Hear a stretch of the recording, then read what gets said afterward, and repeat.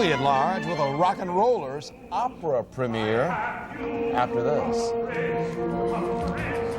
Our Hooley at Large takes us to the Cleveland Opera's world premiere of Holy Blood and Crescent Moon, the new opera penned by rock drummer Stewart Copeland.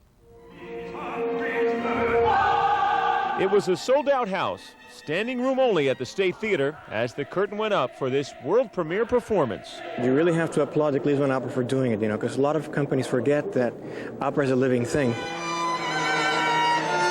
Prior to the show, 250 patrons paid $250 a ticket to wine and dine with this rock star turned classical composer. Thank you all from the bottom of my heart for making this thing possible. My squiggly little tunes will come to life in your theater. Thank you very, very, very much. And if you're wondering why Copeland picked Cleveland, you have to talk to 20-year-old David Bamberger. Always a fan of Copeland's band, The Police, and the son of the director of the Cleveland Opera, David got the idea while watching Copeland on TV 4 years ago. He was asked what he would like to do next, and he said, well, he didn't know, but he thought someday he'd like to try to compose an opera. So I said to my father, find his agent. Tonight, a chance phone call became a $1 million world premiere. Holy Blood and Crescent Moon will be broadcast around the country by National Public Radio November 24th. Jim Hooley, Channel 3 News. Holy Blood and Crescent Moon runs through Sunday at Cleveland State Theater. Some of the stories we're following for you for tomorrow. Terry Burhans and company show us the great pumpkin picks for tonight. Hosted the world premiere of a brand new opera. Playhouse Square was in the spotlight, literally and figuratively, as the opera Holy Blood and Crescent Moon opened at the State Theater. The Cleveland Opera commissioned the work of art by Stewart Copeland, founder of the rock group Police. But Copeland says it's a traditional opera, not a rock opera. A traditional opera as opposed to a modern weird opera, because I think that the traditional opera houses have the talent. They have the best singers, the best conductors, the best orchestras, and so on. And that's why it's been as traditional as I could make it. And the remaining performances are scheduled for Thursday through Sunday at the State.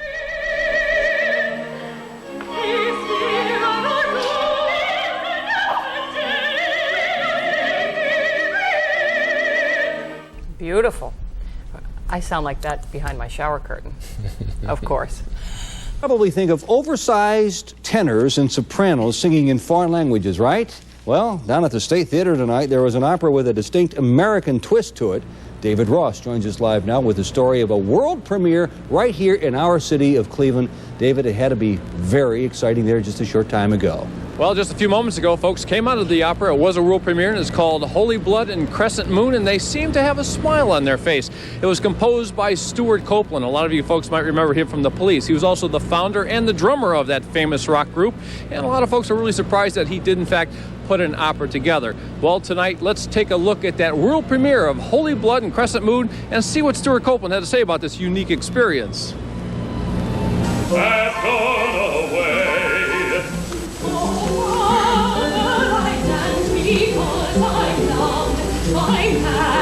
More of an instinctive thing I picked there. The actual tricks of working with an orchestra and with operatic singers, that's all brand new territory for me. I think that part of my past that has come in handy is the film scoring, and opera is actually the ultimate film score.